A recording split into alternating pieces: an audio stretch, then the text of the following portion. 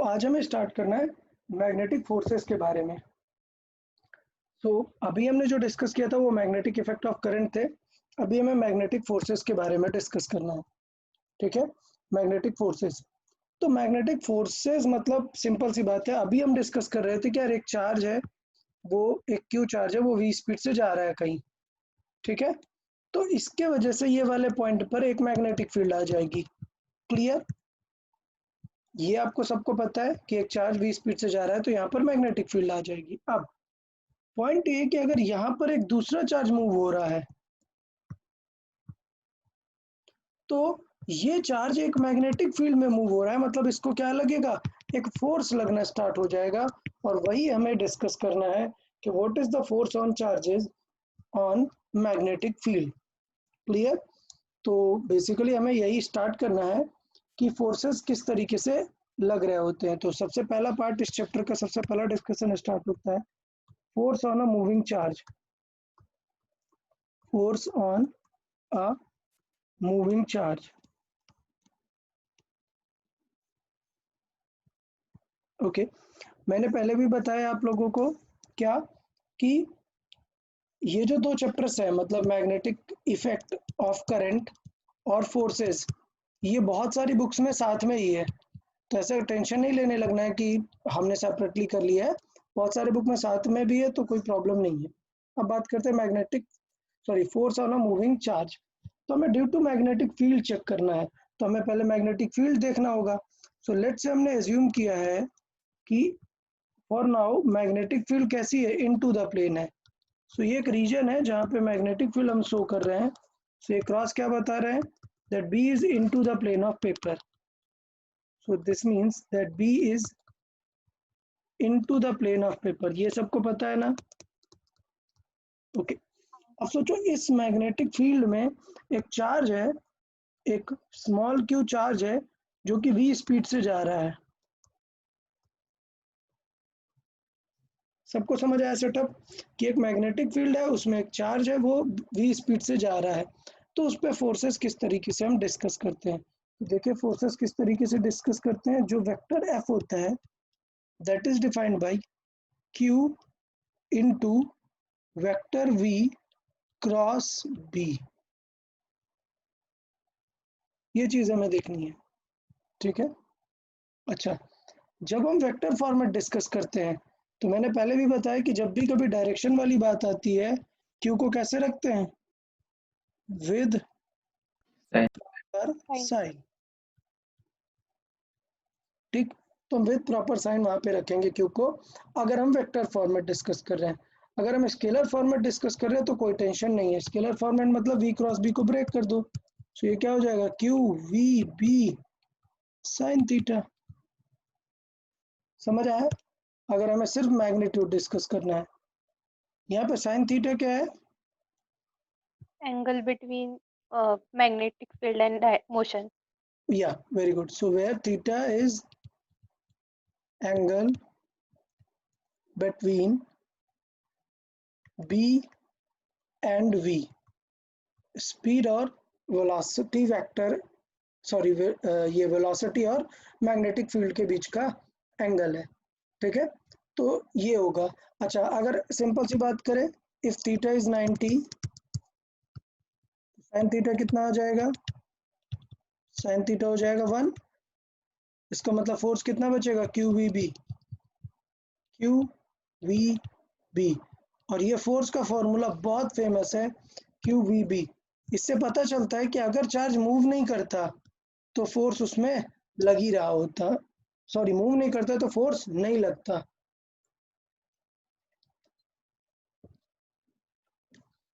तो ये चीज हमें यहाँ पर क्यू वी बी थोड़ा सा याद रखना है, फॉर्मूला बहुत फेमस है।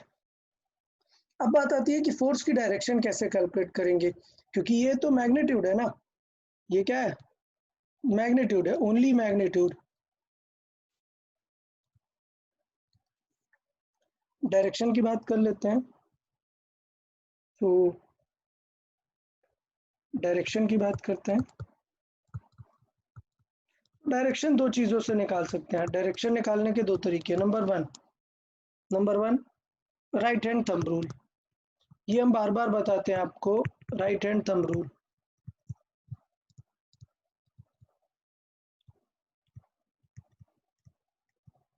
क्लियर? तो राइट हैंड थंब रूल आपको याद रहा होगा कि ये right hand thumb rule cross में काम आता है। क्लियर? तो राइट हैंड थंब रूल क्या रहेगा, हम यहाँ पे एक्सप्लेन कर देते हैं। Curl the fingers from V to B, fingers को V to B की तरफ कर्ल करे, देन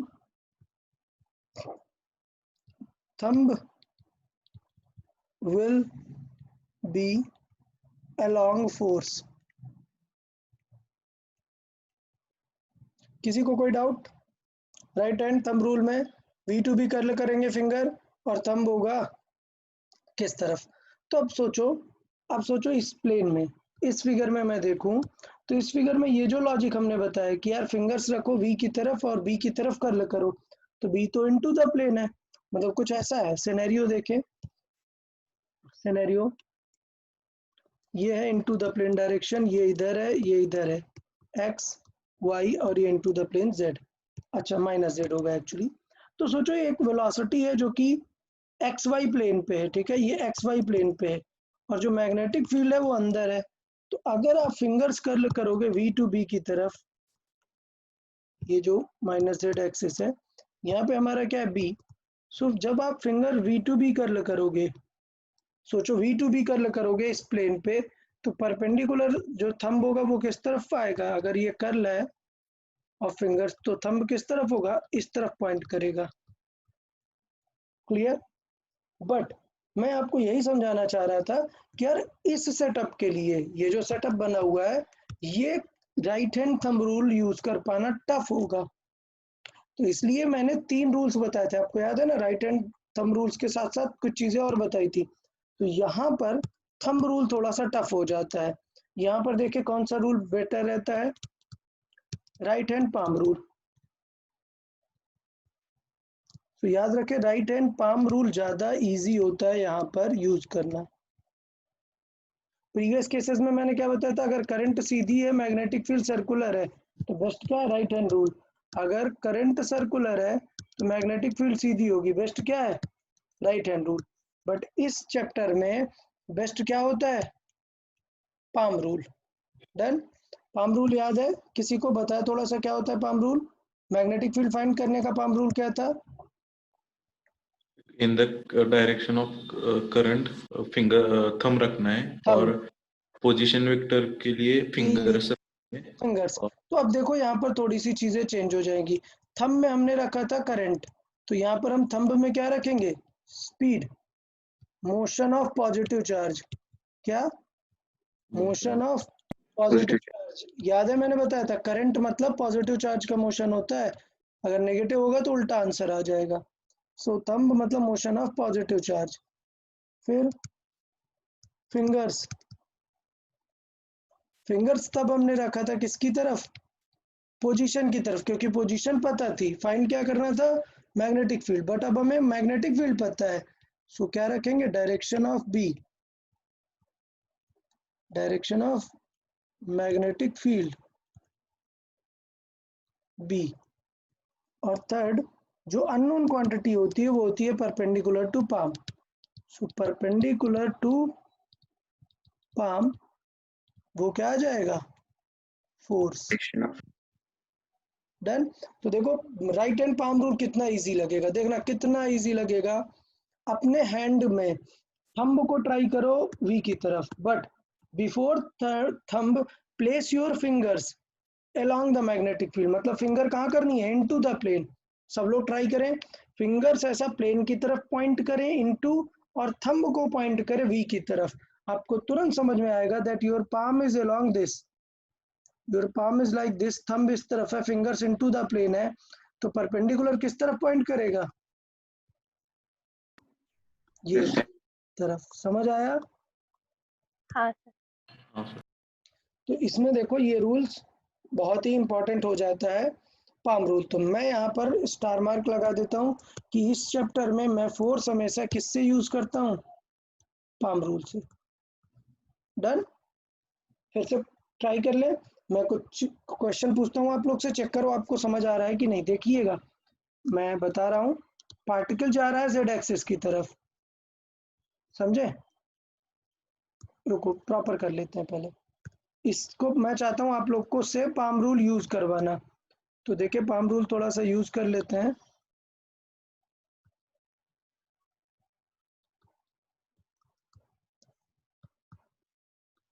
ओके, सो क्वेश्चन देखिएगा, पार्टिकल जा रहा है जेड की तरफ, पॉजिटिव पार्टिकल है वी, जेड की तरफ, और मैग्नेटिक फील्ड है हमारी एक्स की तरफ। बताओ फोर्स कहाँ लगेगा? y की तरफ। पक्का ना? Right hand palm rule use करना है, ठीक है? सो फिगर को नीचे की तरफ रखो, खुद को फील करो, थंब जेड की तरफ, फिंगर्स इस तरफ, मतलब ये वाई की तरफ। अब स्विच कर देते हैं, इस तरफ बी है और ये वी है। अब बताओ, तो मतलब आपको इस प्लेन के ऊपर ऐसे रखेंगे, नेगेटिव y एक्सिस। टू पम नेगेटिव वाई। डन। हाँ, थोड़ा सा और बदल देते हैं यार, थोड़ा सा और बदलते हैं, देखें वी है इस तरफ, वी को रखते हैं इधर और बी को रखते हैं इधर। अब बताओ, माइनस जेड। आपको समझ आ रहा है ना? हाँ थंब सर। बी की हाँ तरफ, फिंगर्स बी की तरफ, परपेंडिकुलर टू पाम जो होगा वो। तो इसलिए बहुत इंपॉर्टेंट है। पीछे चैप्टर में क्या यूज हो रहा था? बी फाइंड करने में क्या यूज हो रहा था ज्यादा?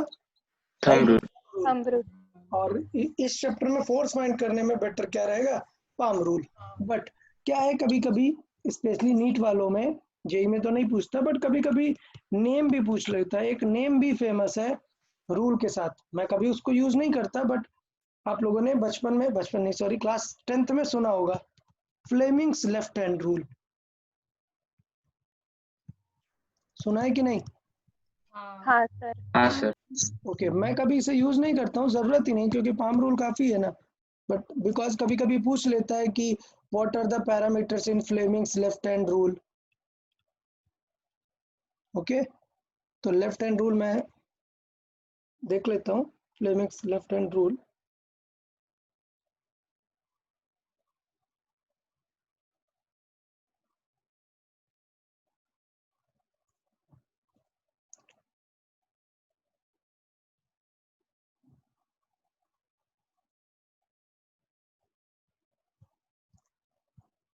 ओके, सो आपको क्या करना है यार, आपको बस याद कर लेना है, यूज नहीं करना है इसको, याद रखना है। इसको ज़्यादा यूज करने की ज़रूरत नहीं है, बस इसे याद रखना है। कभी कभी पूछ लेता है कि as per Fleming's left hand rule क्या क्या सिचुएशंस होती हैं। तो मैं बता रहा हूँ कि फर्स्ट फिंगर या फोर फिंगर बोले, फोर फिंगर की तरफ क्या होता है? Magnetic field. मिडिल फिंगर की तरफ वेलोसिटी। या motion of positive this positive charge, या फिर वेलोसिटी ऑफ पॉजिटिव चार्ज। क्योंकि अगर नेगेटिव होगा तो जस्ट आंसर उल्टा आएगा। और थंब की तरफ क्या होगा? फोर्स। क्लियर? इसे यूज करने की जरूरत नहीं है, बट फिर भी क्लास आपने 8th में तो पढ़ सॉरी 10th में तो आपने ये चीजें पढ़ी होंगी कि ये होता है। तो आपको क्या करना है, देखो इस क्वेश्चन में जैसे मैंने अभी बताया था, फर्स्ट फिंगर बी की तरफ, जैसे बी क्या है अभी इनटू द प्लेन है, और वी क्या है ऐसे है। सो वी की तरफ मिडिल फिंगर और इनटू द प्लेन क्या रखें? Magnetic field. और ये जरूर याद रखें कि ये कौन सा रूल है? लेफ्ट हैंड है। राइट हैंड मत चेक करने लगना, क्योंकि हम हमेशा क्या यूज करते हैं किसी भी क्वेश्चन के लिए, मैं हमेशा राइट हैंड यूज करता हूँ। तो राइट हैंड रूल बेटर है, बट ये फ्लेमिंग का लेफ्ट हैंड रूल है। सो लेफ्ट में आपको करना है मैग्नेटिक फील्ड इस तरफ, मोशन इस तरफ। आप एक बार चेक कर ले, first finger into the plane, middle finger को वी की तरफ, तीनों चीजें परपेंडिकुलर करे तो एफ की डायरेक्शन ये आएगी। ठीक, अगर नहीं समझ में आ रहा है तो भी चलेगा, कोई दिक्कत नहीं है, ये समझ में आ जाना चाहिए बस। और ये पता होना चाहिए कि कौन कहाँ है। कई बार पूछ लेता है कि कौन सा पैरामीटर रिप्रेजेंट करता है ये। डन? हाँ सर। हाँ ओके, सर। गुड। तो फिर ये डायरेक्शन का काम हो गया हमारा, फोर्स की हमने वैल्यूज डिस्कस कर ली। अब थोड़े से एक स्पेशल पॉइंट पे आ जाते हैं। नोट, ये स्पेशल पॉइंट लिख लेते हैं। ये स्पेशल पॉइंट देखो क्या है। ये स्पेशल पॉइंट ये that F vector is Q into V cross B vector. इसका मतलब ये हुआ that force is perpendicular to both. याद है ना क्रॉस प्रोडक्ट में? हाँ okay, so force is perpendicular to both V and B। अच्छा, अब एक डाउट यहाँ पर आता है कि अगर मुझे पता है कि बाई क्रॉस प्रोडक्ट में ये बोल रहा हूँ कि मतलब as this force is perpendicular to V and this force is also perpendicular to B, ठीक है? तो अगर मैं आपसे ये कैलकुलेट कराना चाहूँ कि what is the work done by that force, ठीक है, मैं अगर आपसे ये कैलकुलेट करना चाहता हूँ, या लेट्स से मैं पावर से शुरू करता हूँ, work done by magnetic force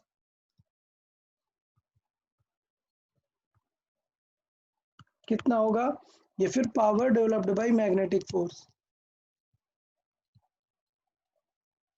तो बेटा पावर आपको याद है कुछ एफ डॉट वी होता था। हाँ अगर ये एफ और वी परपेंडिकुलर है तो डॉट प्रोडक्ट क्या आएगा? जीरो। जीरो। तो इसका मतलब ये हुआ कि मैग्नेटिक फील्ड कभी भी स्पीड को पावर तो दे ही नहीं सकती। मतलब मैग्नेटिक फील्ड कभी भी एक मूविंग पार्टिकल को पावर नहीं प्रोवाइड कर सकती। तो बेटा अगर पावर जीरो हो गया तो पावर है वर्क डन ओवर टाइम, या ठीक है? तो इसका मतलब work done by magnetic force भी क्या होने वाला है? हाँ जीरो। तो इसका मतलब ये हुआ कि यार वर्क डन भी जीरो होगा। इसका मतलब मैग्नेटिक फील्ड तो कुछ और ही काम करने वाला है। जब वो पावर नहीं प्रोवाइड करेगा, वर्क डन नहीं प्रोवाइड करेगा, तो इसका मतलब याद है वर्क एनर्जी थ्योरम, अगर वर्क डन जीरो है then change in kinetic energy वो क्या हो जाएगा? डेल्टा के। चेंज इन काइनेटिक एनर्जी तो क्या हो जाएगा? Zero, zero. क्योंकि एनर्जी तो दे ही नहीं रहा है। इसका मतलब ये है, स्पेशल पॉइंट में काम की बात ये है कि वर्क डन भी जीरो, पावर भी जीरो, तो काइनेटिक एनर्जी का चेंज भी नहीं होगा। इसका मतलब ये है कि मैग्नेटिक फील्ड कभी भी स्पीड बदल नहीं सकता। So it means magnetic field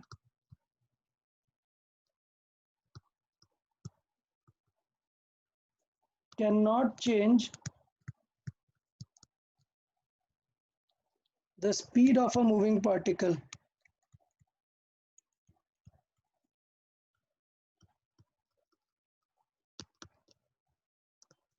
तो यार जब स्पीड नहीं चेंज कर सकता तो क्या चेंज करने वाला है एग्जैक्टली? फोर्स तो लग रहा है यहाँ पर, बट बिकॉज ये एक परपेंडिकुलर फोर्स है तो ये बेसिकली क्या चेंज करने वाला है? सोचो, याद है ना वी के परपेंडिकुलर सेंट्रीपिटल टाइप लगता है, डायरेक्शन। डायरेक्शन चेंज करेगा। जो वी के लॉन्ग होता है वो उसकी स्पीड चेंज करता है, और जो परपेंडिकुलर होता है वो डायरेक्शन चेंज करता है। तो स्टेटमेंट याद रखना, magnetic field can not change the speed of moving particle but it can change the velocity। why? क्योंकि velocity because it changes the direction of particle, it changes only the direction of particle। ये बात सबको समझ में आ गई यार? अभी हम थोड़ा क्वेश्चन सॉल्व करने में फील भी करेंगे ज्योमेट्री बना के, बट आप समझ जाओ कि क्या होने वाला है एग्जैक्टली। सिर्फ ये डायरेक्शन चेंज करेगा। तो थोड़ा सा भी हमने याद है भी एक फिगर बनाया था ऐसे, magnetic field into the plane थी, याद है सबको? हाँ अच्छा, अब देखो इस फिगर में मैं आपको करके बताता हूँ यहाँ पे सॉल्व करके कि यार ये पॉजिटिव पार्टिकल जा रहा है v स्पीड से, तो फोर्स कहाँ लगेगा? इस तरफ हाँ F। तो ये क्या करेगा? इसको टिल्ट करा देगा ना, ये फोर्स इस तरफ लगेगा तो इसे टिल्ट करा देगा। अब देखो यहाँ पर क्या होगा, यहाँ पर वेलोसिटी किस तरफ है, ऊपर की तरफ। तो फोर्स किस तरफ लगेगा? परपेंडिकुलर। अभी भी फोर्स सेंटर की तरफ ही है, तो फिर से इस वेलोसिटी को क्या करेगा? और टिल्ट करा देगा। तो इसका मतलब ये वेलोसिटी भी और टिल्ट हो जाएगी। यहाँ कहीं पर देखेंगे तो फिर से ये वेलोसिटी कुछ ऐसे हो जाएगी और फोर्स अभी भी परपेंडिकुलर रहेगा इस तरफ। समझ आया मोशन क्या हो रही है? तो कुछ इस टाइप की मोशन होने लगेगी इसकी पार्टिकल की। So this is the motion of particle. Done. हाँ in magnetic field. okay, so only direction is changing.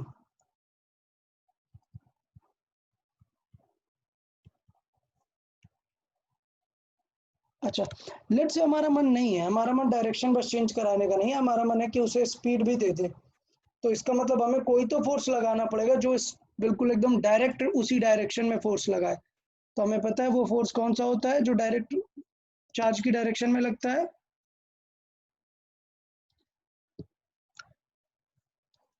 Electrostatic force. Electrostatic. या सो यहाँ पर टू चेंज स्पीड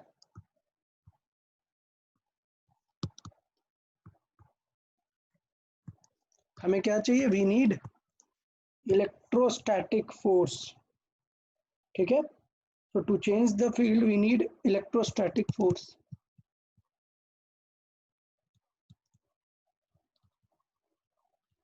अच्छा, वो कितना होता है? F is equal to Q into E, उसे V से कुछ मतलब नहीं है। डन। तो वो जिस डायरेक्शन में आप इलेक्ट्रिक फील्ड लगाओगे वो उस तरफ फोर्स काम करने लगेगा। Done. And this force will provide acceleration as well as change in speed. Clear है ये वाला सबको?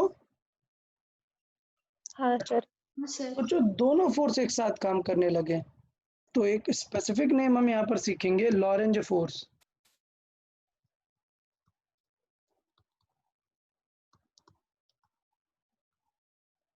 ओके, लॉरेंज फोर्स क्या है?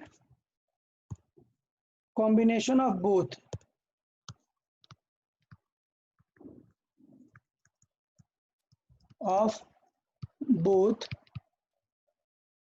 Electrostatic as well as magnetic force.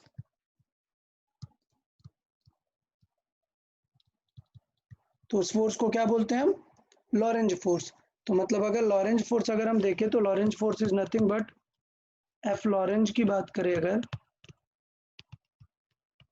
तो वो बहुत ही सिंपल है। वो क्या है? F electrostatic plus F magnetic, बस इसी को बोलते हैं क्या? Lorentz force. बात ही खत्म। इससे ज्यादा कुछ उसमें लॉरेंज फोर्स में पूछा नहीं जाता है। बहुत ही सिंपल सा क्राइटेरिया है कि दोनों फोर्स के एडिशन को बोलते हैं लॉरेंज फोर्स। मतलब लॉरेंज फोर्स अगर हम देखें तो इस तरीके से लिख सकते हैं, Q into E vector plus Q into V cross B vector. तो क्यू तो कॉमन आ जाने वाला है, समझ गए आप? एफ लॉरेंज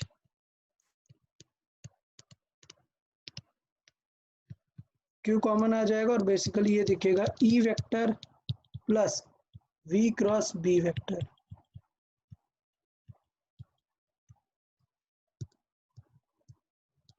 इस तरीके से भी लॉरेंज फोर्स को रिप्रेजेंट करते हैं।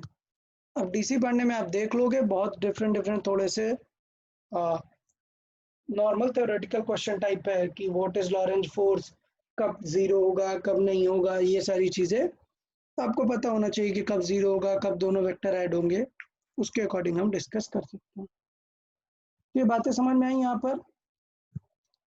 इलेक्ट्रोस्टैटिक फोर्स भी ऐड कर देंगे तो नेम बस बदल जाएगा, नेम क्या हो जाएगा, लॉरेंज फोर्स। और अगर हम इसकी बात करें स्पेशल पॉइंट की, तो ये भी हमने सीख लिया कि मैग्नेटिक फील्ड सिर्फ स्पीड चेंज करने वाली है। डायरेक्शन के लिए हमने पाम रूल भी यूज कर लिया, क्या राइट हैंड पाम रूल बहुत ज़्यादा इंपॉर्टेंट है हमारे लिए, ठीक है। और हमने फार्मूला भी सीख लिया कि यार force on a moving charge कितना होगा। डन। तो मूविंग चार्ज में किसी को दिक्कत फोर्स में, बताएं। सर वो सर्कुलर मोशन करेगा मैग्नेटिक फील्ड में। जी बिल्कुल, सर्कुलर मोशन करेगा मैग्नेटिक फील्ड में, क्योंकि फोर्स ऑलवेज परपेंडिकुलर है। और ये किसका आइडेंटिफिकेशन था, सर्कुलर मोशन का। There must be a force always perpendicular to V. हाँ तो अभी हम फोर्सेस पढ़ने के बाद ये भी देखेंगे कि सर्कुलर मोशन में कैसे स्पीड होगा, डायरेक्शन, वो सारी चीज़ें डिस्कस करेंगे। तो पहले अभी हम बेसिक थोड़ा फोर्सेस की बात कर लेते हैं। तो फोर्स ऑन अ चार्ज हो गया है, समझ गया। नेक्स्ट टॉपिक क्या होगा हमारा, force on a wire. Okay,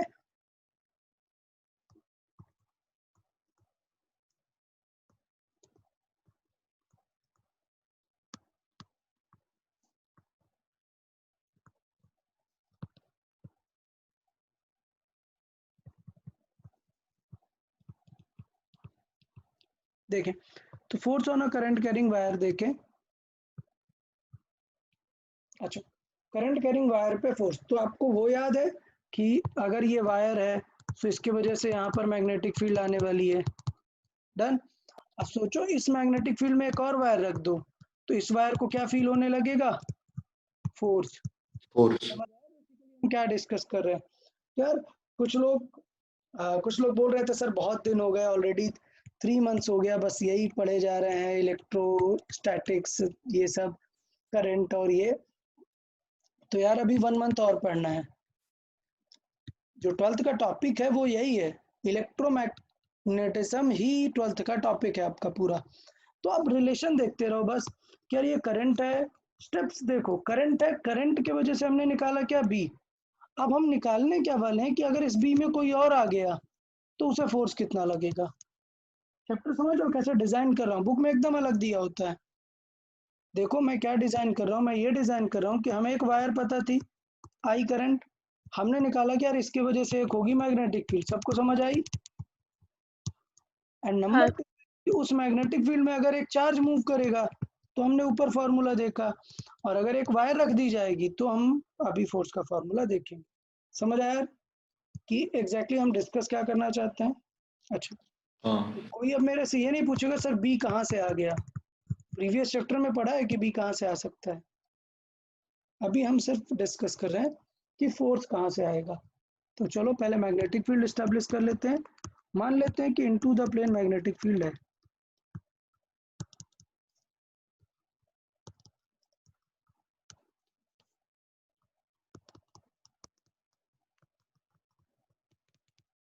okay, so हमने एज्यूम किया है कि बी कैसी है, into the plane.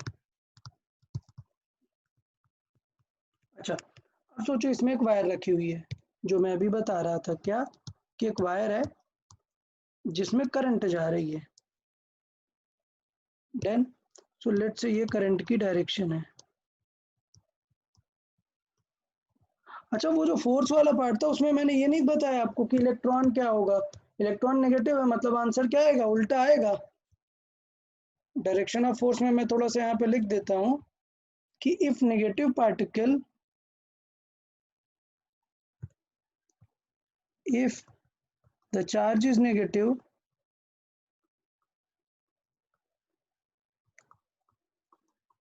then the direction will be just opposite। मतलब आपने निकाला, लेट्स से ऐसे सॉल्व कर रहे थे अभी हम ऐसे सॉल्व कर रहे थे कि लेट्स से मैग्नेटिक फील्ड इधर है, याद आ रहा है, स्पीड इधर है, तो बताओ फोर्स कहाँ लगेगा, पाम रूल जल्दी से यूज करें, बताएं फोर्स कहाँ लगेगा। -x की तरफ। वेरी गुड यार, -x की तरफ फोर्स लगेगा, -x की तरफ। बट ये एक इलेक्ट्रॉन था, ये एक इलेक्ट्रॉन था, तो इसका मतलब फोर्स क्या होना चाहिए, जस्ट अपोजिट होना चाहिए। मतलब this is the correct answer for force. Clear? हाँ सर। हाँ सर। ओके, तो इसको भी मैं इसके साथ ही फिट कर देता हूँ। तो ये चीज था कि अगर ये इलेक्ट्रॉन है तो फिर इसका मतलब थोड़ा सा डिफरेंट रहेगा। क्लियर? V हमारा इस डायरेक्शन में है, बट ये ऑब्जेक्ट इलेक्ट्रॉन है इसलिए उल्टा आंसर होगा।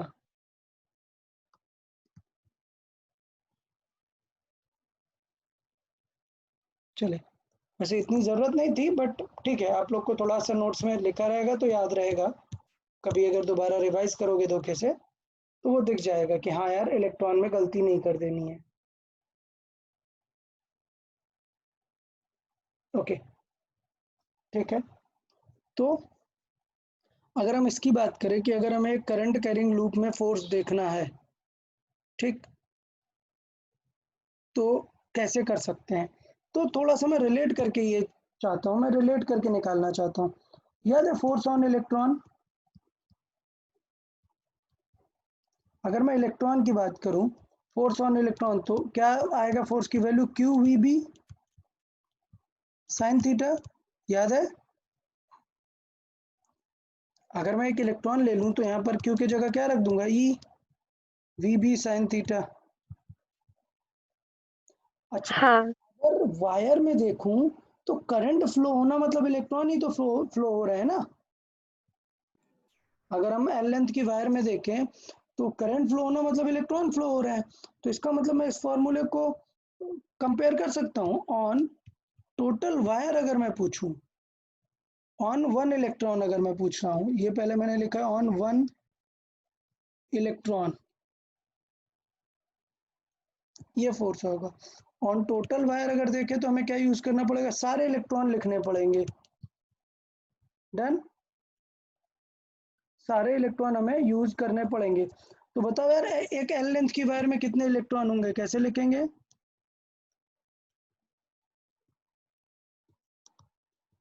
I dash into L. नहीं, नंबर ऑफ इलेक्ट्रॉन चाहिए।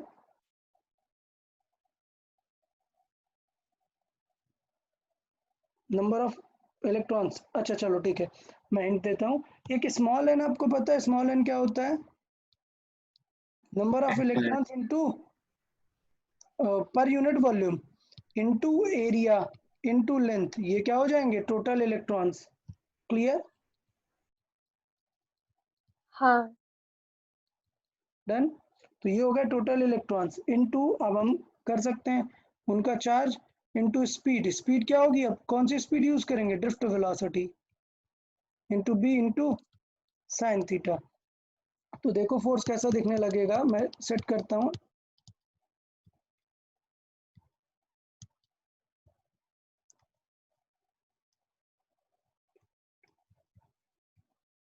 कुछ याद आ रहा है, ये जो मैंने ब्रैकेट में लिखा है ये क्या चीज है? हाँ, करंट। हाँ current. Current, very good. So ये बेसिकली किसका फॉर्मूला है, करंट का फॉर्मूला है। सो अभी समझ आया कि एफ का फॉर्मूला बन जाने वाला है I L B sine theta. ठीक, ये हो गया यार। बट एक दिक्कत है यार, साइन थीटा है मतलब क्रॉस प्रोडक्ट तो है, बट याद है ना कि हम आई क्रॉस बी तो लिख नहीं सकते हैं क्योंकि ये वेक्टर नहीं है। तो हम बेसिकली क्या लिखने वाले हैं इसको, L cross B. L cross B.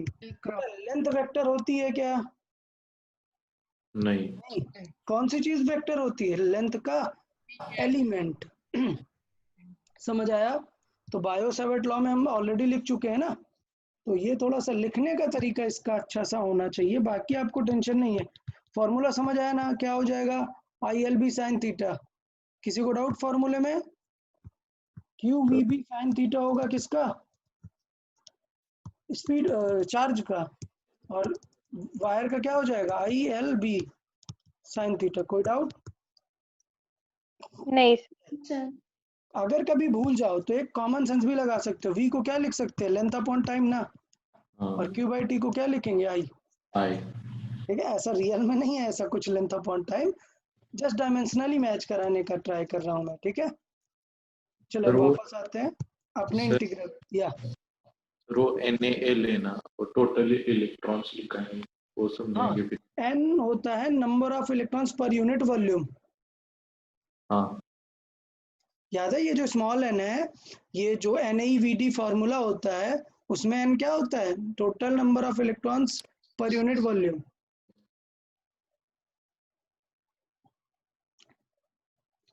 Okay, तो अभी मैं क्या बताना चाह रहा था कि इस फॉर्मूले को रियल में हमें लिखना है क्या, करंट एलिमेंट की तरह। सो बेसिकली इंटीग्रल, ये फॉर्मूला रहेगा इंटीग्रल IDL क्रॉस B, ठीक है।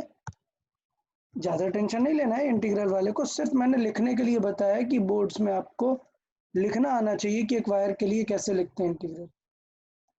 क्लियर है? अच्छा, अब बात आती है डायरेक्शन वाली। डायरेक्शन, तो यार डायरेक्शन बहुत ही स्ट्रेट है। क्या? Direction of force.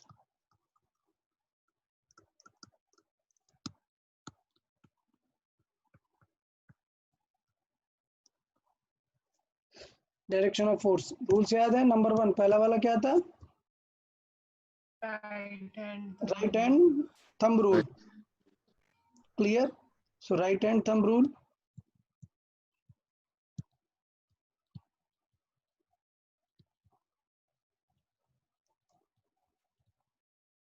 Right hand thumb rule क्या है? ऑलरेडी आप लोग को पता है यार, मैं बस लिख रहा हूँ यार, जरूरत नहीं है वैसे। राइट हैंड थंब रूल में फिंगर्स कर्ल कैसे करनी है? From current element to very good. Current B element मतलब current from I to B magnetic field. ठीक है। और थंब किसकी डायरेक्शन देगा? फोर्स फोर्स की। बट हमें पता है कि हमें पहला वाला यूज नहीं करना, हमें कौन सा यूज करना है? Palm palm rule. So right hand palm rule हम यूज करेंगे। अच्छा, तो पाम रूल में बहुत ही स्ट्रेट है और सारी चीजें। थंब में किस क्या होगा? थंब किसकी तरफ होगा? करंट की तरफ। क्लियर? करंट की तरफ। फिर फिंगर्स किसकी मैग्नेटिक तरफ? Magnetic magnetic field. Field. Okay good. Magnetic field मतलब बी की तरफ। और परपेंडिकुलर टू पाम क्या आएगा? Force direction force. Okay good. So वो आ जाएगा हमारा फोर्स। सो हमें बेसिकली यही वाला यूज करना है, मैंने बताया भी था यही यूज करना है। अच्छा, एक और थर्ड बचा, क्या है वो? फ्लेमिंग से। Fleming's left hand rule. अच्छा, कंफ्यूज मत होना, आगे जाके फ्लेमिंग्स राइट हैंड रूल भी आएगा, तो ये थोड़ा याद रखना कि इस चैप्टर में फ्लेमिंग का कौन सा यूज होता है? Left hand rule. और नेक्स्ट चैप्टर में कौन सा यूज होता है? Right hand right hand rule. ठीक है। हाँ, आप चैप्टर ही भूल जाओगे तो फिर कुछ नहीं कर सकते। Fleming's left hand rule. Left hand rule already पता है आपको, बिल्कुल सेम प्रीवियस जैसे का फिगर ही है। सिर्फ आपको क्या करना है, जो मोशन ऑफ कंडक्टर थी उसके जगह पे क्या यूज करना है? करंट यूज करना है। डन? हाँ। ओके, चाहिए तो मैं फिगर फिर से एक लगा देता हूँ यहाँ पर। डन? तो ये थोड़ा सा फिगर आपको ये याद रखना है कि ये बस सिर्फ इतना पूछ लेता है कि कहाँ पर क्या होता है। तो यहाँ पर लिख लेते हैं, फर्स्ट फिंगर में बी, सेकंड में सेकंड फिंगर या मिडिल फिंगर भी बोलते हैं, क्या है? करंट। और थंब में फोर्स। डन? ओके, तो डायरेक्शन भी हो गया अपना, ये भी सारी चीजें हो गई। ठीक, अब थोड़ा सा लॉजिक वाली चीजें याद कर लेते हैं कि एग्जैक्टली इस फॉर्मूले को यूज कैसे करना होगा। ठीक है, तो चले यूज करना सीख लेते हैं, कुछ स्पेशल पॉइंट्स देख लेते हैं।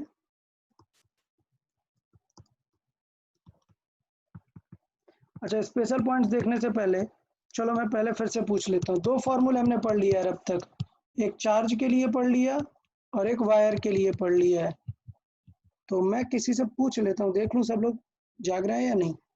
ओके चलो ठीक है, तो बता दो यार अथर्व जाधव, आप बताओ यार चार्ज की वजह से क्या फॉर्मूला पढ़ा हमने।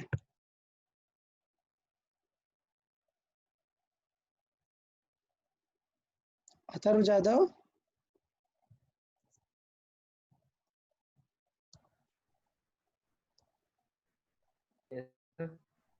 हाँ बताइए बेटा, चार्ज की वजह से फोर्स कितना लगता है चार्ज पे।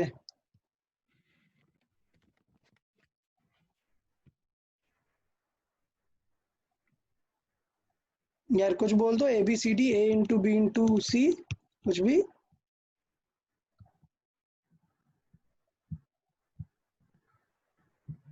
चले कोई बात नहीं, किसी दूसरे को मौका दे देते हैं। रत्नदीप, तुम भी यहीं हो यार, लेक्चर अटेंड कर रहे हो आज। Ratnadeep, yes sir. हाँ बताओ यार चार्ज के लिए फॉर्मूला।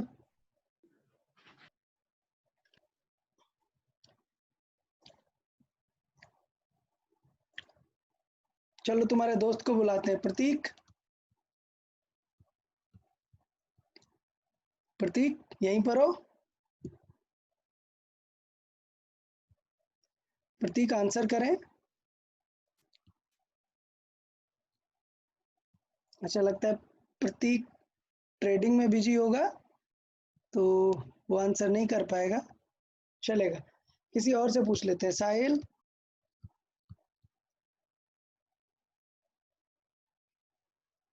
हेलो साहिल, हाँ सर। बताओ यार फोर्स का हाँ फॉर्मूला, सर। चार्ज पर फोर्स का फॉर्मूला बताएं।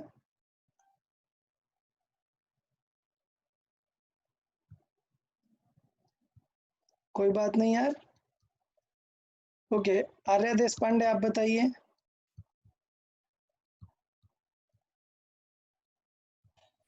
हाँ सर, चार्ज पर फोर्स का formula. Q into V cross B vector. Q into V cross B vector.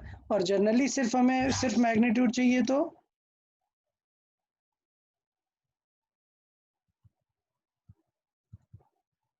Q V B sine theta. ठीक है, तो हम क्या किया करेंगे, हाँ। मैग्नीट्यूड निकालेंगे और डायरेक्शन अलग से निकाल लेंगे। डन। ओके चले, अमान बताओ आप वायर के लिए फॉर्मूला, सिर्फ magnitude. IBL sin theta. Okay, I B L sine theta. अच्छा आई बी एल कहने में अच्छा लग रहा है, हाँ IPL के चलते IBL ठीक लग रहा है, कोई बात नहीं है। ILB बोल लो या IBL बोल लो, जो मन करे वैसा भी, मल्टीप्लाई है सब ओके है। तो यार दो छोटी सी चीजें थी, फिर भी तुम लोग यार मतलब पता नहीं क्या कर रहे हो। चले कोई बात नहीं, हम आते हैं वापस अपने स्पेशल पॉइंट्स में थोड़ा सा, कि डिफरेंट डिफरेंट केसेस पे कैसे डिस्कस कर सकते हैं। ठीक है, तो number 1, random wire. For random wire, suppose एक रैंडम वायर है और उस पर हमें फोर्स कैलकुलेट करना है। सो ये मैग्नेटिक फील्ड है इनटू द प्लेन। अच्छा, और वायर है यहाँ पर एक, वो थोड़े से रैंडम इरेगुलर शेप की है, ये वायर है और ये करंट है उसमें। तो हमें क्या डिस्कस करना है, हमें फोर्स डिस्कस करना है। याद है हमने फोर्स क्या डिस्कस किया था कि यार फोर्स जो होता है वेक्टर फॉर्मेट में अगर देखें तो फोर्स होगा इन आई, आई तो कांस्टेंट है बाहर आ जाएगा, integral of DL cross B रहने वाला है। ठीक है, DL vector cross B vector. अच्छा, अगर आपको याद हो क्या कि हमें तो इंटीग्रेट सिर्फ डीएल को करना है, बी तो क्या है, यूनिफॉर्म है, ये क्या है, यूनिफॉर्म है। अच्छा एक चीज अभी देखना, अभी मैं ले रहा हूँ यूनिफॉर्म, अभी नेक्स्ट मेरा डिस्कशन होगा अगर नॉन यूनिफॉर्म होगा तो दोनों को इंटीग्रेट करना पड़ेगा। ठीक है, तो अभी क्या है, यूनिफॉर्म है, मतलब सिर्फ किसे इंटीग्रेट करना है, डीएल वेक्टर को इंटीग्रेट करना है। डन। और डीएल वेक्टर को इंटीग्रेट करने के बाद जो भी आएगा हमारा यहाँ पर, उसको क्रॉस कराना है किसके साथ? बी वेक्टर के साथ। डन। अच्छा यार, अब प्रॉब्लम ये है, मैंने प्रीवियस चैप्टर में आप लोग को थोड़ा सा हिंट दिया था कि अगर डीएल है और डीएल को इंटीग्रेट करोगे तो क्या आंसर आता है, और डीएल वेक्टर को इंटीग्रेट करोगे तो क्या आता है। अगर मैं डीएल का इंटीग्रेशन लिखूंगा तो क्या आएगा? L complete length of the wire.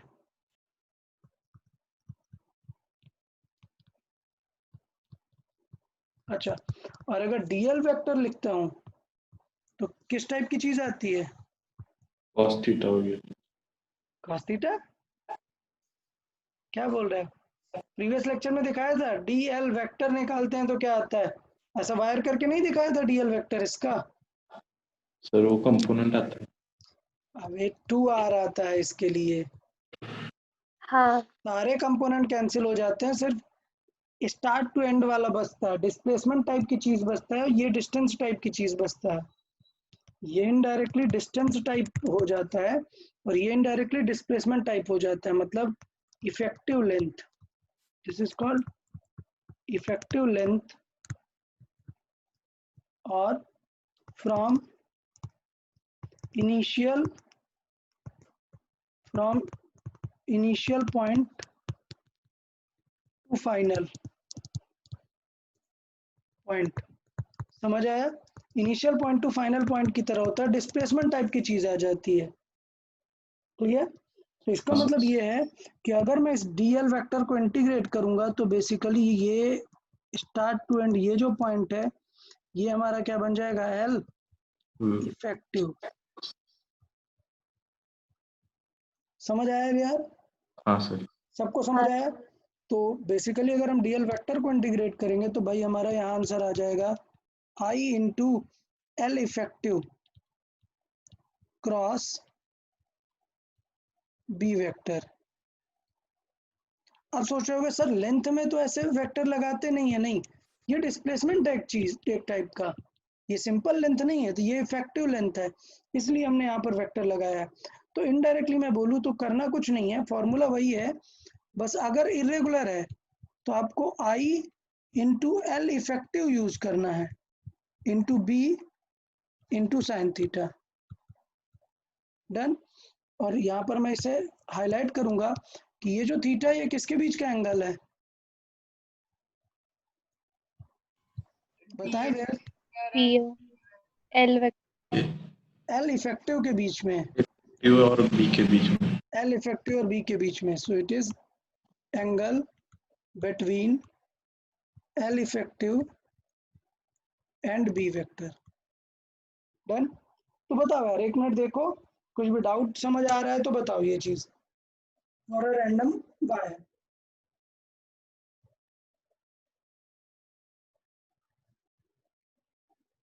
सबको फॉर्मूला समझ आया ना? सिर्फ क्या कर देना है, एल इफेक्टिव यूज करना है। क्लियर?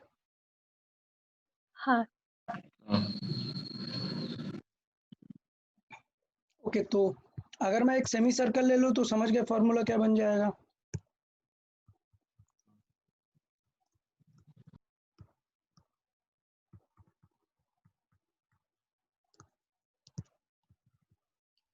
सेमी सर्कुलर वायर समझ गए आंसर क्या आने वाला है?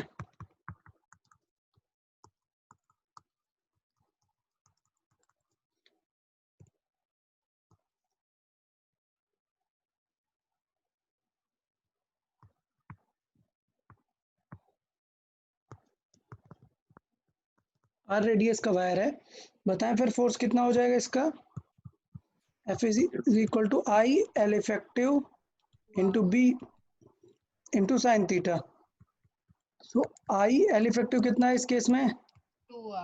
2R So basically L effective is 2R। ये हो गया L effective। अच्छा, इंटू क्या है? B इंटू साइन कितना, थीटा कितना है? 90 डिग्री। क्यों? क्योंकि B इनटू द प्लेन है और L इफेक्टिव ऐसा हॉरिजॉन्टल है। सो ये कितना हो गया 90 डिग्री। तो आंसर कितना आ गया F का आंसर आ गया कितना 2IRB। कोई डाउट किसी को? अच्छा नहीं अब ये बताओ डायरेक्शन क्या होगी? डायरेक्शन पाम रूल याद है? हाँ अच्छा करंट की डायरेक्शन एग्जैक्टली किस तरफ होगी? करंट भी अब एल इफेक्टिव के अकॉर्डिंग मानेंगे। अब ये वाली करंट नहीं बोलेंगे। मैं बोलूं क्या करंट क्लॉकवाइज है क्या? नहीं करंट क्लॉकवाइज मत एज्यूम करें। क्या एज्यूम करें? Current along L effective. समझ आया क्या? क्योंकि अब वो सर्किल बचा ही नहीं है, वो तो अब एल इफेक्टिव बन गया ना। तो करंट किस तरफ हो गई? आगे की तरफ। तुरंत रखो थंब करंट की तरफ, फिंगर्स किसके तरफ? Into the plane. तो फोर्स किस तरफ फील होगा? जे अपवर्ड। जे कैप ये हो जाएगा एफ। ठीक है। तो डायरेक्शन मुझे लगता है अभी बहुत इजी हो जाएगी। ये हो जाएगा अपना क्या आई और इनटू द प्लेन हो जाएगा क्या बी। तो फोर्स किधर लगेगा? अपवर्ड। तो डायरेक्शन क्या आ जाएगी? अपवर्ड। समझ आया यार? कोई टेंशन हो तो बताओ जल्दी से।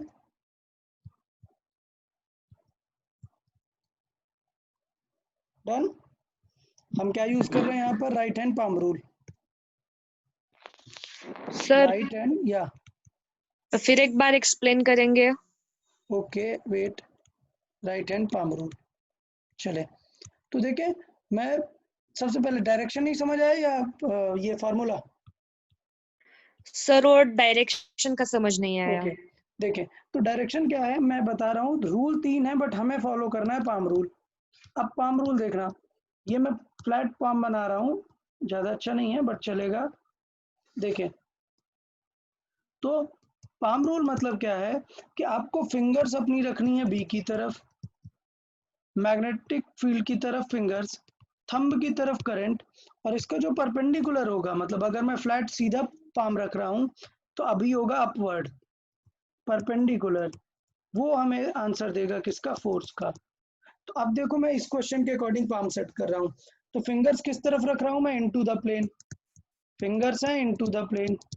अच्छा फिंगर्स इनटू द प्लेन के बाद दो चांसेस हैं, आप अपना थंब इस तरफ रख सकते हो या फिर इस तरफ। किस तरफ रखना है? राइट साइड पे। तो अगर आपने फिंगर्स इनटू द प्लेन कर दी तो थंब के दो ऑप्शन बचेंगे, आप इधर ऐसे कर लो थंब या फिर लेफ्ट कर लो। तो हम थंब किस तरफ रखेंगे? राइट साइड पे। क्यों? करंट की तरफ। तो अगर आपने थंब राइट रखा, फिंगर इनटू रखा, तो परपेंडिकुलर टू पाम किधर दिखेगा? अपवर्ड। समझ आया क्या? हाँ सर। Okay good. तो याद रखना है, मैं पूरे चैप्टर में, मैं इवन ईएमआई कोई सा भी चैप्टर हो, मैं पूरे मैग्नेटिज्म का हर एक क्वेश्चन सिर्फ पाम रूल से सॉल्व कर सकता हूँ। और अच्छी बात है कि ऐसा रूल जल्दी बुक में मिलेगा नहीं, वो तो हमने जुगाड़ लगा के रखा है। सिर्फ चीज़ें चेंज करते जाओ, पाम रूल से सारी चीज़ें हो जाएंगी। और पाम रूल बेटर भी होता है यूज़ करने में थोड़ा। कोई बात नहीं, हम आगे चलते जाएंगे तो डिस्कस करते जाएंगे। तो अभी ये समझ आया सेमी सर्कुलर वायर के लिए। थर्ड एक देख लेते हैं सर्कुलर वायर के लिए।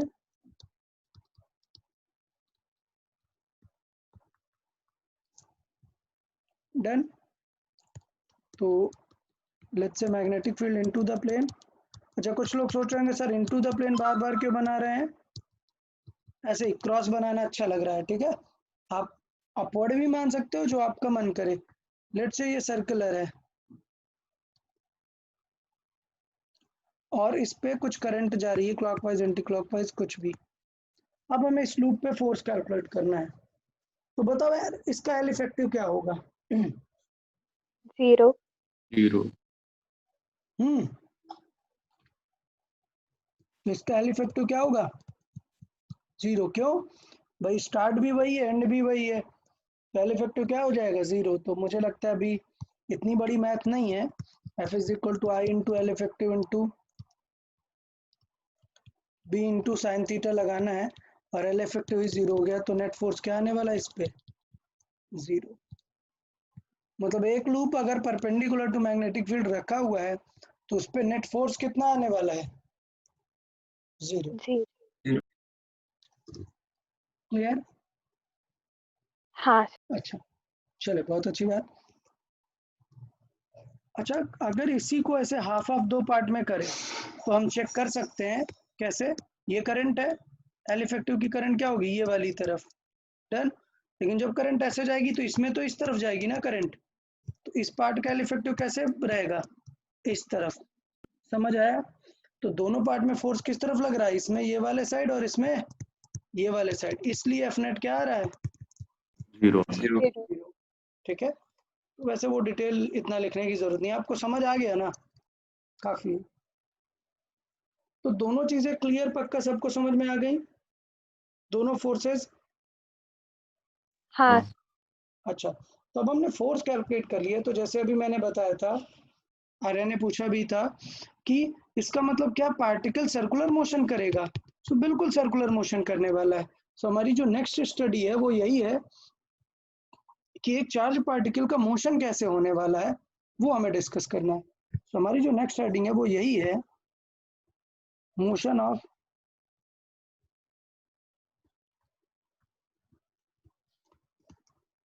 हमारी जो नेक्स्ट स्टडी है वो है motion of charge, motion of charge in magnetic field.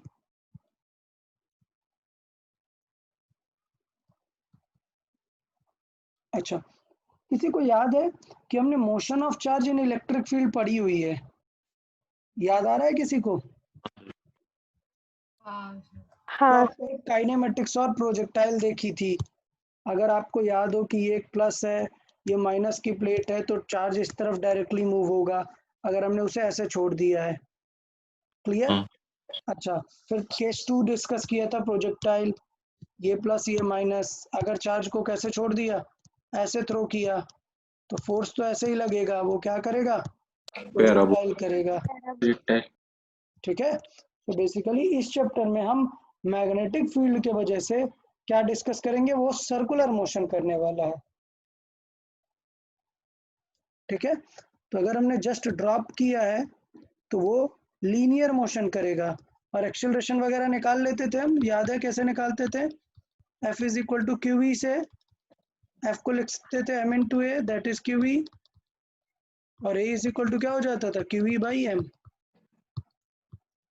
Same चीज यहाँ पर निकालते थे, बस यहाँ पे हमने कुछ इनिशियल v दे दी है, तो जिसके वजह से वो फोर्स तो नीचे लग रहा है बट अभी वो प्रोजेक्टाइल मोशन टाइप कर रहा है। पक्का यहाँ तक याद है? हाँ सर। हमें सिर्फ डिस्कस करना है यहाँ पे पहले मैग्नेटिक फील्ड में कैसा होगा। तो अभी मैग्नेटिक फील्ड डिस्कस करना है, इसलिए ये वाला पार्ट मैं इरेज करता हूँ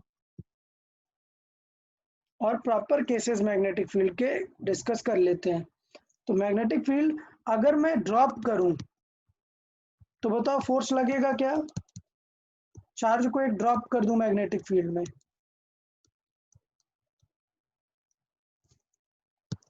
फोर्स लगेगा क्या? नहीं भाई फोर्स होता है क्यू वी भी, लगेगा क्या?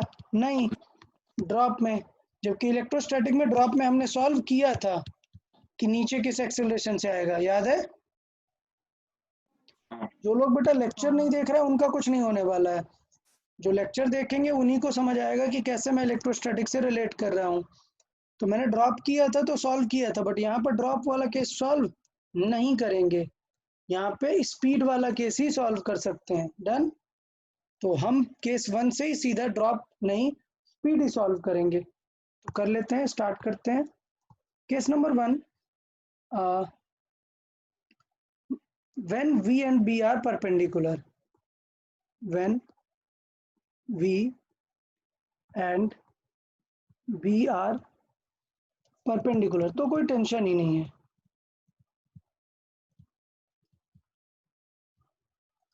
तब क्या सिचुएशन होगी, तो देख लेते हैं सिचुएशन। फिर से वही बात, पहले हमने मैग्नेटिक फील्ड बना दी और अब हमने एक ऐसा वी चूज किया है कि मैग्नेटिक फील्ड के परपेंडिकुलर हो, इसलिए हमने मैग्नेटिक फील्ड कहाँ बना दी, इनटू द प्लेन बना दी और यहाँ से एक चार्ज पार्टिकल को क्या दे दिया, वी दे दिया। डन। अच्छा, अब थॉट क्या है, सेटअप क्या है कि अगर भी इस तरफ है, फिंगर्स इनटू द प्लेन है, तुरंत right hand palm rule check करें तो फोर्स किधर लगेगा, अपवर्ड। अपवर्ड लगेगा, इस तरफ एफ लगेगा। तो इसका मतलब इस तरफ लगेगा, तो मैंने अभी समझाया भी था कि ये इसे मूव करा देगा कुछ एक सर्किल में मूव करा देगा इसे, ठीक है। अच्छा, अब अगर इसे सर्किल में मूव करा देगा तो हमसे सारी डिटेल पूछेगा कि यार सर्किल कैसा होगा, कितना बड़ा होगा, ये सारी चीजें हमसे पूछेगा। तो हमारा फोर्स इस तरफ लग रहा था और ये एक सर्कुलर मोशन करने लग जाएगा। तो थोड़ी देर बाद अगर यहाँ पर चेक करोगे तो वेलोसिटी ऐसे होगी, उस केस में देखोगे तो फोर्स इस तरफ होगा, ठीक है। तो बेसिकली इसका मतलब ये होगा कि ये सर्कुलर मोशन होने वाली है और हमें आर रेडियस का सर्किल बनने वाला है। तो मैं यहाँ पर लिखता हूँ मोशन कैसे हो जाएगी इसकी, सर्कुलर मोशन, नहीं एग्जैक्टली पाथ लिखना चाहिए मुझे। तो इसका पाथ कैसा हो जाएगा, circular.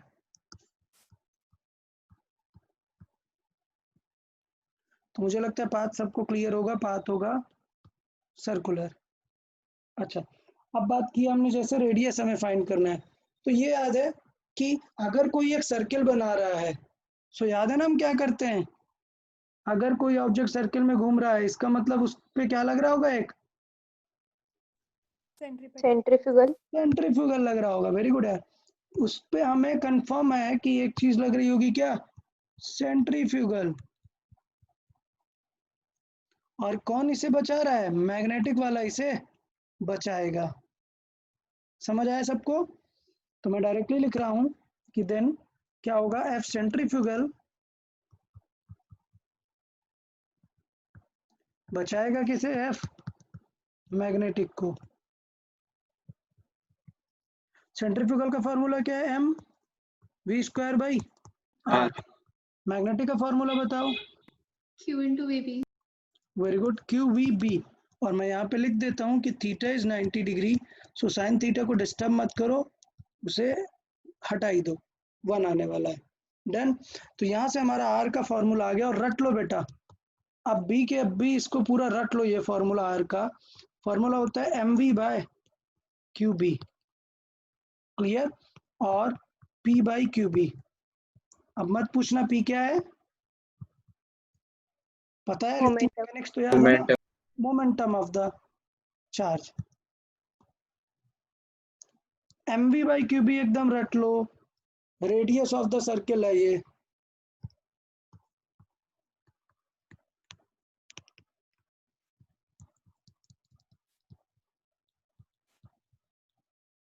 So radius of circle है, क्लियर।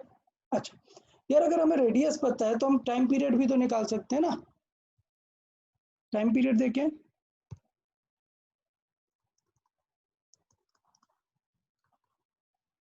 बताओ टाइम पीरियड कैसे निकाल सकते हैं, 2 पाई आर बाई। वेरी गुड यार, 2 पाई आर बाई वी। कुछ याद है, अभी अभी आर का फॉर्मूला जस्ट देखा, क्या याद करना है, M V by Q B. Q B, और वी एक इससे कैंसिल आउट हो जाएगा। तो इसका मतलब यार गौर से समझना कि ये जो टाइम पीरियड है एक सर्किल का, ये है 2 पाई M by QB.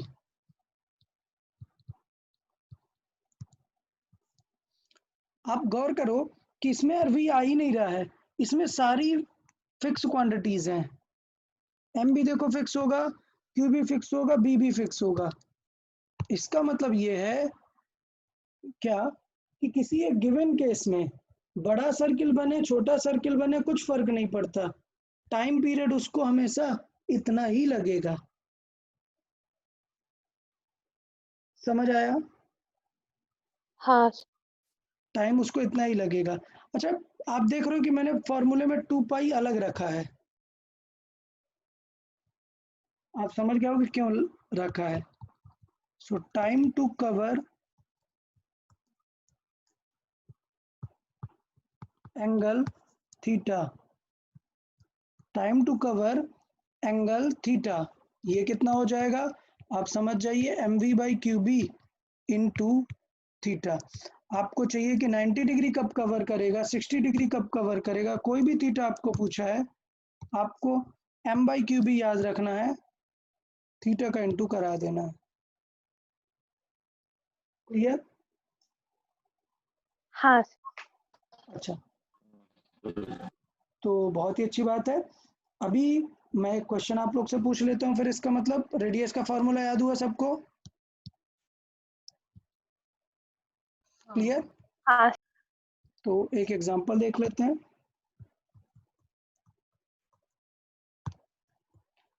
Compare, compare का मतलब है कम ज्यादा बताना है। Compare the radius of path of electron, proton and alpha particle in any given magnetic field।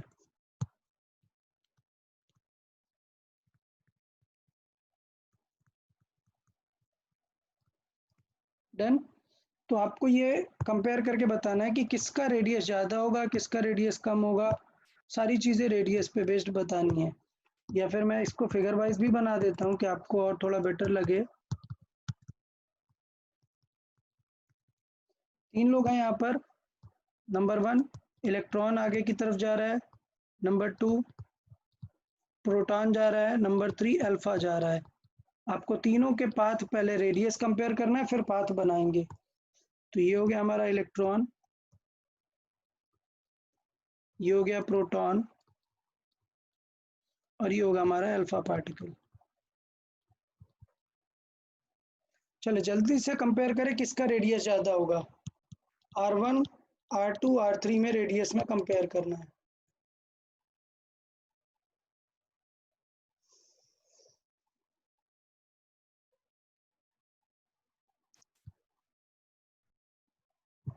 Okay, तो R का फॉर्मूला याद है, क्या रहता है? mv/qb। QB। मैंने बताया कि ये v और b ये सब तो बाद में उसमें आने वाले हैं। जो रेडियस रहेगी वो किस रेशियो पे डिपेंड करेगी, m/q पे। जिसका m/q जितना डिफरेंट उतना डिफरेंट, क्योंकि इनिशियली सबको स्पीड हमने कितनी दी है, v0। ठीक है। Particle in any given magnetic field thrown with v0 speed. तो ये है, इसका मतलब प्रोपोर्शनल टू, इसका मतलब ये है, मैं लिख सकता हूँ that R is proportional to m/q। Clear? अब बाकी सबके लिए m और q लिख दो।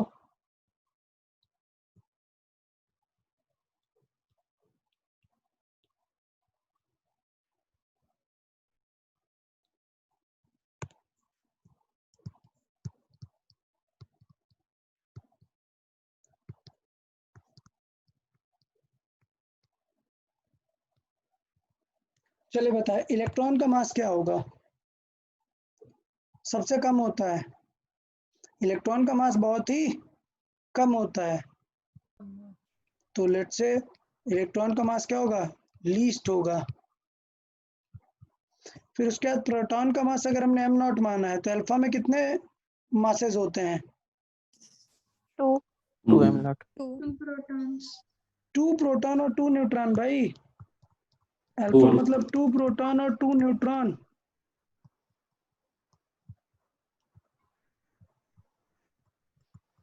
अच्छा, न्यूट्रॉन का भी तो मास होगा ना, और न्यूट्रॉन का मास नियरली प्रोटॉन जितना होता है, थोड़ा सा ज्यादा होता है। तो इसका मास कितना टाइम्स हो जाता है, 4 4 टाइम्स ऑफ m0। अच्छा, चार्ज की बात करें, इसका चार्ज कितना है, E, इसका भी प्लस का ई E और इसका charge 2E plus 2E। 2E plus 2E। तो अगर Q बाई एम देखेंगे, सॉरी M बाई क्यू देखेंगे, तो देखें M बाई क्यू क्या होगा, प्रोपोर्शनल टू M है ना, तो M किसका होगा, सबसे लीस्ट, इसी का। तो इसकी वैल्यू क्या आने वाली है, सबसे लीस्ट। फिर ये आ जाएगा कितना, M नॉट बाई ई, और ये कितना आ जाएगा 4/2, मतलब कितना आ जाएगा 2M naught by 2m naught by e. तो ये तो पता चल गया कि रेडियस सबसे कम किसकी होगी, इलेक्ट्रॉन की, फिर उससे ज्यादा प्रोटॉन की, और फिर सबसे ज्यादा अल्फा की। अच्छा, लेकिन कुछ वो याद आ रहा है कि फोर्स किस तरफ लगेगा इलेक्ट्रॉन में, अपोजिट अपोजिट लगेगा। v इस तरफ है, v इस तरफ है, और फोर्स इस तरफ आएगा ना, पाम रूल लगाओ। तो इलेक्ट्रॉन में कहाँ लगेगा फोर्स, नीचे की तरफ लगेगा। तो हम थोड़ा सा इसको अच्छा कर लेते हैं, क्यों टेंशन हो। अल्फा पार्टिकल को यहाँ रख लेते हैं, रुको थोड़ा सा इस सीक्वेंस में लिख लेते हैं, बेटर रहेगा। अल्फा पार्टिकल, यहाँ पे प्रोटॉन, और यहाँ पे इलेक्ट्रॉन। अब देखो इलेक्ट्रॉन पे फोर्स कहाँ लगेगा, नीचे की तरफ। क्यों, क्योंकि नेगेटिव है, उल्टा आंसर आने वाला है। और इसका रेडियस क्या है, सबसे लीस्ट है, तो इसका पाथ कैसा दिखेगा, समझ आया। हाँ इसका हाँ बहुत ही कम होगा, कम रेडियस वाला। अच्छा, अल्फा क्या है, अल्फा का सबसे ज्यादा होगा पाथ, बट किस तरफ फोर्स लग रहा है, ऊपर की तरफ, वर्ड्स तो रेडियस सबसे ज्यादा होगी। प्रोटॉन की इसकी हाफ होगी, मतलब कुछ इस टाइप होगी। अच्छा, इलेक्ट्रॉन से थोड़ी ज्यादा ही होगी, मतलब अगर इलेक्ट्रॉन का यहाँ है, इस टाइप का है, तो इलेक्ट्रॉन से तो काफी ज्यादा है। समझ आया यार। हाँ सर। इस टाइप पे हम पूरा पाथ सब बना सकते हैं, सारा डिटेलिंग कर सकते हैं। तो अब एग्जाम में इतना बड़ा क्वेश्चन नहीं रहेगा, कुछ कुछ चीजें पूछेगा, इधर आपसे शेप पूछेगा, या फिर आपसे आर की वैल्यू पूछेगा, ये सारी पूछेगा। तो मैं यहाँ पर लिख देता हूँ कंपैरिजन, कि R of electron will be least than R of proton than R of alpha.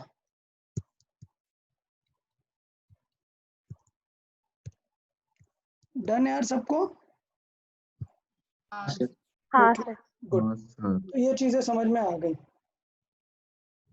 अब कुछ अलग अलग बातें कर लेते हैं, डिफरेंट डिफरेंट केसेस में सॉल्व कर लेते हैं। तो पहले हमने ये केस सॉल्व किया जब वी और बी क्या है, परपेंडिकुलर है। बट आप गौर करो, मैंने चार्ज को ऑलरेडी मैग्नेटिक फील्ड में रखा है। हमने क्या किया, चार्ज को ऑलरेडी मैग्नेटिक फील्ड में रख दिया है।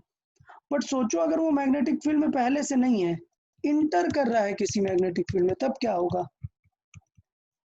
जस्ट इंटर कर रहा है यहाँ से, तब बताओ क्या होगा, तब सर्किल बनाएगा। बट इतनी देर वो मैग्नेटिक फील्ड में रहेगा ना, फिर तो बाहर निकल आएगा ना, सीधा चला जाएगा। फुल सर्किल बनाएगा क्या, नहीं। नहीं तो बेसिकली हमने जो केस डिस्कस किया है, उसका एक स्पेशल पॉइंट डिस्कस कर लेते हैं क्या। When object is not, charge is not already in magnetic field, it is entering in a magnetic field. Okay, तो इसका स्पेशल पॉइंट देखते हैं।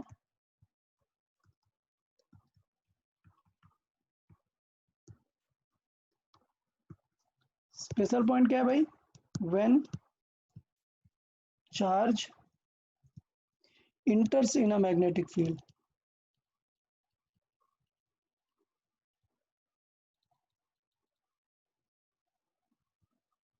तो देखें क्या क्या सिचुएशन होगी, ठीक। अच्छा, देखें क्या क्या सिचुएशन होगी। पहले थोड़ा सा ज्यूम कर लेते हैं, सपोज ये मैग्नेटिक फील्ड है, और ये चार्ज हमें एंटर कराना है। सो लेट्स से ये चार्ज एंटर कर गया यहाँ से विद अ स्पीड v। तो पहली चीज हमें क्या फाइंड करनी होती है, सेंटर। सर्किल का सेंटर किस तरफ बिलोंग करेगा? तो सर्किल का सेंटर इस तरफ कहीं पे होगा, क्योंकि फोर्स हाँ लग रहा है इस तरफ, और ये ऐसा एक सर्किल कंप्लीट करके निकल जाएगा। समझ आया सबको? हाँ ओके, सर। तो ये चार्ज पार्टिकल अब यहाँ से निकल जाएगा, लीव कर जाएगा v स्पीड से। ये सेंटर काफी इंपॉर्टेंट था। रेडियस तो हम निकाल ही लेंगे इस सेंटर की, इस सर्कल की, सर्कुलर पाथ की, तो हम ये चीजें निकाल सकते हैं। अच्छा सोचो, ये जो मैग्नेटिक फील्ड है इसकी भी तो अपनी कोई लेंथ होगी ना, कि कितने डिस्टेंस तक है।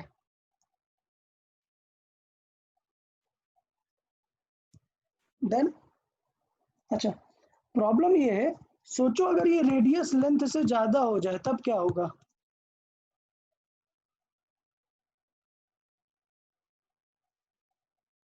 बताएं, अगर रेडियस लेंथ से ज्यादा हो जाए। सर पैराबोला कवर करेगा क्या? पैराबोला नहीं होगा, बट बाहर निकल जाएगा ना।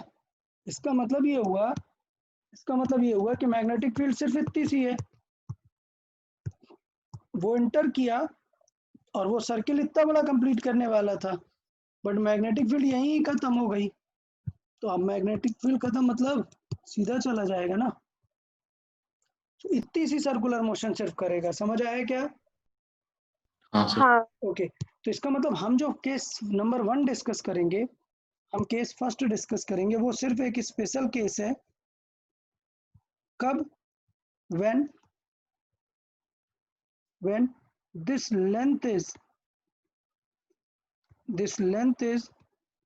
लेंथ के जगह इसको डी कर लेते हैं, बहुत सारे उसमें इसको आई गेस डी रिप्रेजेंट करता है, तो कंफ्यूज नहीं होंगे आप लोग। इसको डी रिप्रेजेंट कर देते हैं। When D is greater than R, तो अगर डी आर से ज्यादा है तो क्या सिचुएशन हो जाएगी? ये सर्किल कंप्लीट करेगा, मतलब रेडियस छोटी है, तो हम सारी चीजें सॉल्व कर देते हैं। बताओ आर का फॉर्मूला क्या था? MV/QB। B. Very good, mv/qb। तुम्हारा आर निकल आएगा, फिर आएगा टाइम कितना यूज हुआ, time inside the magnetic field, time spent inside magnetic field. याद है हाँ क्या सर। होता है टाइम? बताएं। 2πm/QB। M upon Q B, ठीक है। और वो पाई क्या होता है, कितना एंगल इसने कवर किया, तो मैग्नेटिक फील्ड में इसने कितना एंगल कवर किया? 180 डिग्री ओनली। सो 2 पाई क्यों लिखेंगे फिर यहाँ पर? टाइम स्पेंड कितना हुआ? पाई। डन। हाँ तो इतना टाइम इसने वहां पर स्पेंड किया। फिर कभी कभी पूछ लेता है डेविएशन कितना हुआ। डेविएशन डो बताए, कोई बताएगा how much is the deviation?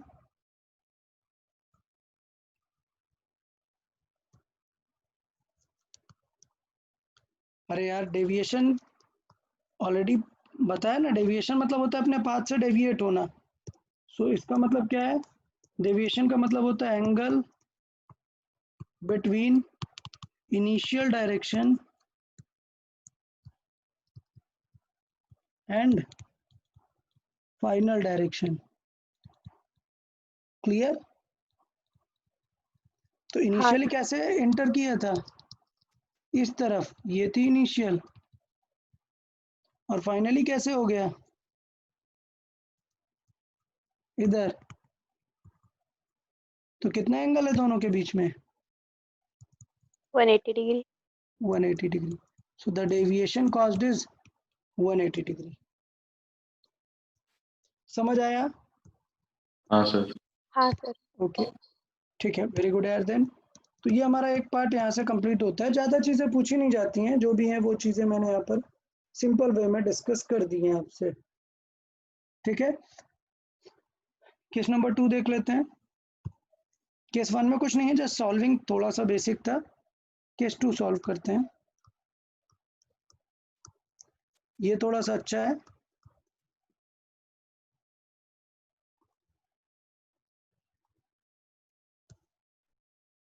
ठीक है, केस 2 मतलब when D is less than R, मतलब उसकी रेडियस क्या है, बड़ी है उसके मैग्नेटिक फील्ड के स्पैन से।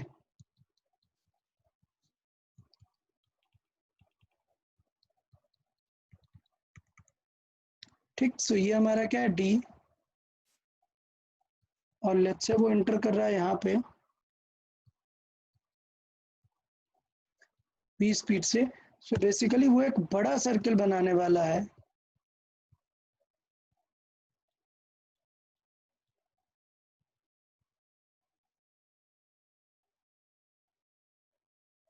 ऐसा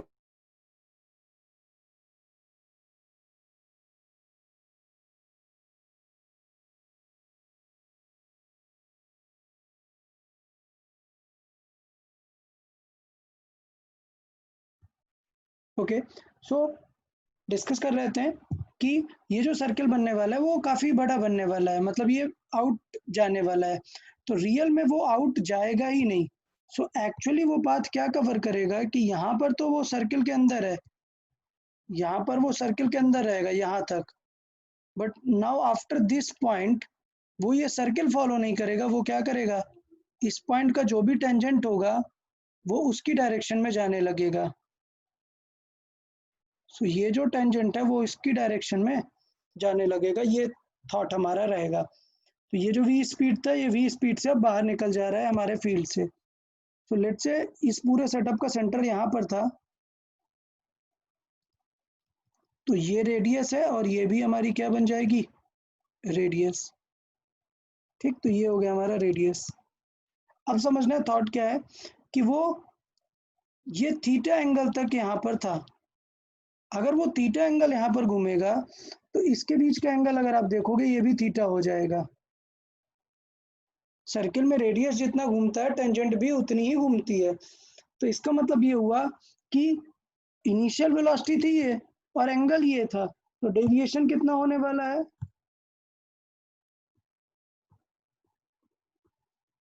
डेविएशन कितना हो जाएगा, डो थीटा। थीटा। ठीक है, टाइम स्पेंड कितना हो जाएगा,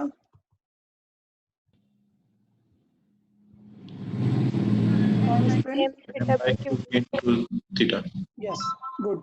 तो टाइम स्पेंट इनसाइड जो होगा वो क्लियर है, t इज इक्वल टू होगा m/qb इंटू थीटा।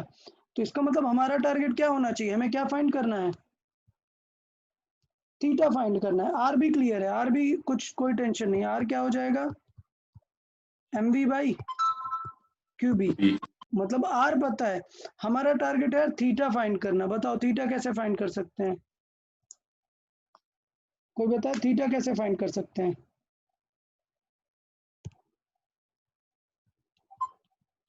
अच्छा, ये डिस्टेंस कितनी है, ये डिस्टेंस किसी को समझ आ रही है, ये कितनी होगी, डी। डी। ठीक है, तो ये डिस्टेंस है हमारी डी, और ये भी तो आ रही होगी ना। तो इसका मतलब समझ आया थीटा कैसे निकाल सकते हैं, इन ट्रायंगल। हाँ सर। तो फ्रॉम गिवन ट्रायंगल क्या हो जाएगा, साइन थीटा निकाल सकते हैं। साइन थीटा कितना हो जाएगा, D by R. So theta यहाँ से आ जाएगा, थीटा आ जाएगा तो हमें टाइम भी पता चल जाएगा। समझ आया, हाँ सर। और थीटा पता चल गया, वही हमारा डेविएशन भी हो जाएगा। तो इस तरीके से हम काफी सारी चीजें यहाँ पर कर सकते हैं। Done, okay. तो 2 केसेस तक हो गए, नेक्स्ट लेक्चर में हम कुछ और इसके केसेस हैं वो थोड़ा सा डिस्कस कर लेंगे, बाकी इसमें कोई प्रॉब्लम नहीं है। अच्छा, 1 सेकंड रुकें, 1 मिनट थोड़ा सा समय दें। बाकी जो केसेस है बहुत ही सिंपल है, मैं आपको जस्ट हिंट दे देता हूँ, बाकी कुछ पॉइंट नहीं है। क्या, अगर डिफरेंट एंगल पे एंटर करे, ठीक है, so entering at a different angle, so it enters at some angle. अभी बी और वी परपेंडिकुलर है, सिर्फ उसका इंटर करने वाला जो एंगल है वो बदल गया है। आप समझे, सिर्फ इंटर करने वाला एंगल बदल गया है। इसका मतलब ये है कि सपोज कुछ ऐसा ये परपेंडिकुलर है, अब जो वी है वो स्ट्रेट ना इंटर करके ऐसे एंगल पे इंटर किया है। तो अब बताओ इसका मतलब सेंटर यहां पर होगा क्या? नहीं, सेंटर किस लाइन में होगा? यहां कहीं पर। समझ आया क्या आप लोग को? क्योंकि सेंटर तो हमेशा वी के परपेंडिकुलर वाली लाइन पे ही रहेगा ना। ये हाँ फोर्स की डायरेक्शन होगी। तो इसका मतलब अब जो ये सर्किल कंप्लीट करेगा वो इस तरह का सर्किल कंप्लीट करेगा।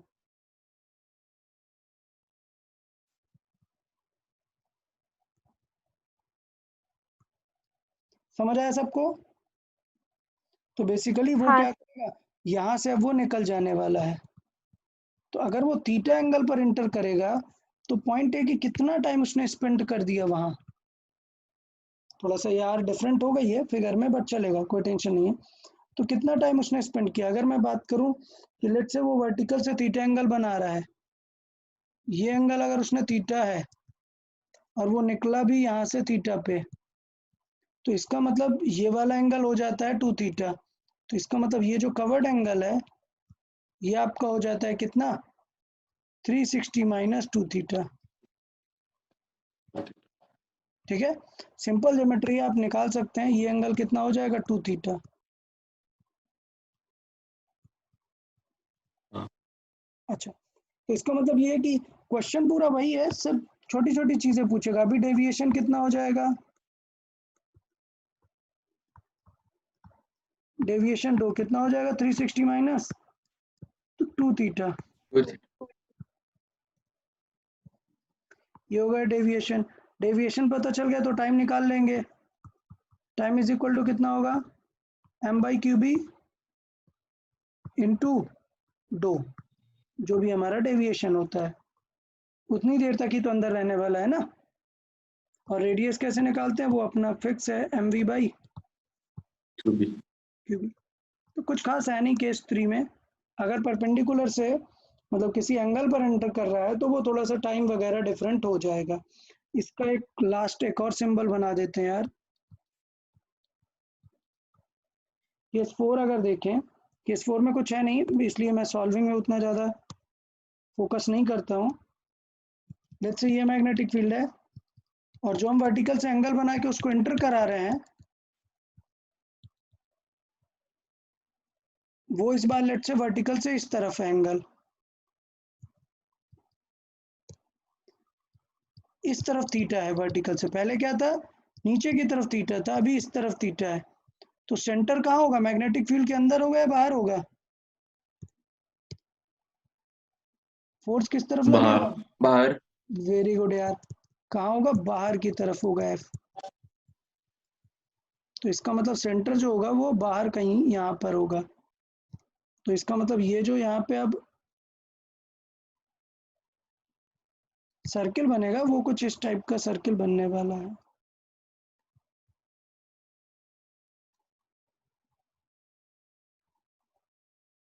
ओके, तो ये जो जिस एंगल पे एंटर किया है उसी एंगल पर यहाँ से लीव करने वाला है, बस वो एंगल इस बार वर्टिकल पे होगा। सिमिलर, तो इस बार अगर आप देखें तो उसने स्पेंड कितना किया टाइम, 2 थीटा।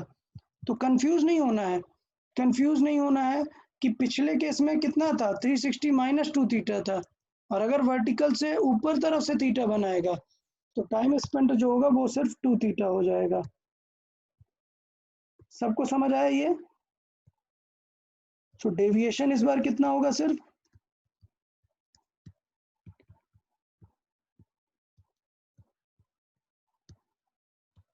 सबको समझ आया ये चीज कि अगर ऊपर से थीटा एंगल पे एंटर करेगा तो डेविएशन सिर्फ कितना आने वाला है, 2 थीटा का। क्लियर?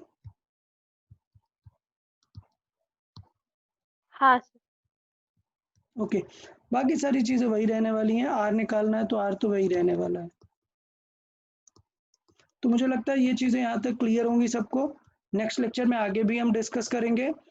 तो थोड़ा सा ये जो सिखाया हुआ ये पूरा करके आना है, ये पढ़ लेना है पूरा, ठीक है, नोट्स अच्छे से रिवाइज करना है। Okay everyone? हाँ सर। हाँ ओके चले ठीक है। हाँ, कल प्रैक्टिस शीट जरूर डिस्कस करेंगे हम, तो प्रैक्टिस शीट पूरा सॉल्व कर लेना है मैग्नेटिक इफेक्ट ऑफ करंट का। डन? ओके ओके देन, हाँ। गुड हाँ bye, sir. Bye bye, bye bye everyone. Bye sir.